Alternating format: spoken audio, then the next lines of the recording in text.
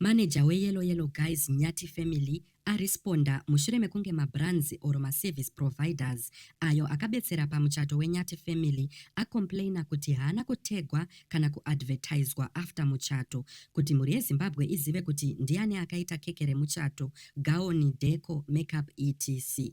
Mufaro kwamuri mese kusangana zvakare pachannel penyu panonzi pano. Kana iri first time yako kuva pano, ndapota baya apo pakanzi subscribe, wolaika nekushare video rino. Izvi zvinotibatsira kuti risvike kure. So manager Barnabas Marambire vanyora kuti takaona kuti mumwe service provider wepamuchato wedu wakaitwa musi wa29 December 2024 ari kutenderedza kushushikana pamadande mutande about the advertisements that they received from our brand in exchange for services.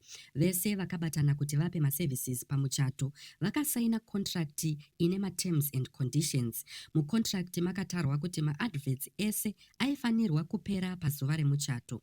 Pazuva remuchato we called all service providers to market themselves and sell their services. We allowed service providers to use all content captured during the wedding as they wish. Some service providers were streaming the wedding live on their social platforms, which we believed it was premium time to showcase their companies. By the grace of God, the wedding trended on various networks and platforms, which made us happy and believed that the service providers received maximum advertising.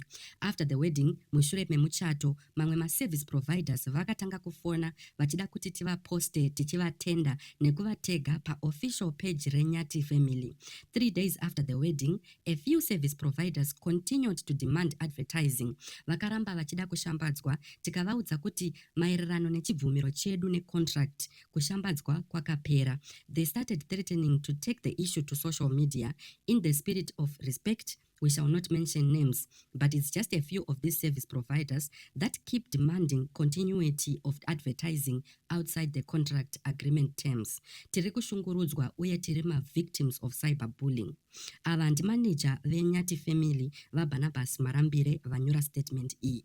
So ruzhinji rweZimbabwe rwapokana nemashoko ava Marambire aya ruchiti kandiro kanoenda kunobva kamwe, contract iyi ndeyekutsikirira vamwe. The reason why a service provider would want to offer service per wedding was to reach my followers aNyati through their page. House of Lawi yakatonyumwa hayo akaona kuti akasaita dzungu haaonekwi.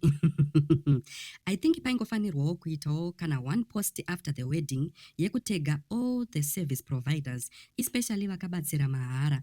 Manager kopai kuna Tete Tilda ndapota vanhu vakatoshandiswa zvikatofarana. Maybe vachiri kuhoneymoon, ameno vachadzoka vachitiudza. Muri yeZimbabwe munoionawo sei iyi? Ngatisanganei mucomment section muchitaurawo pfungwa dzenyu.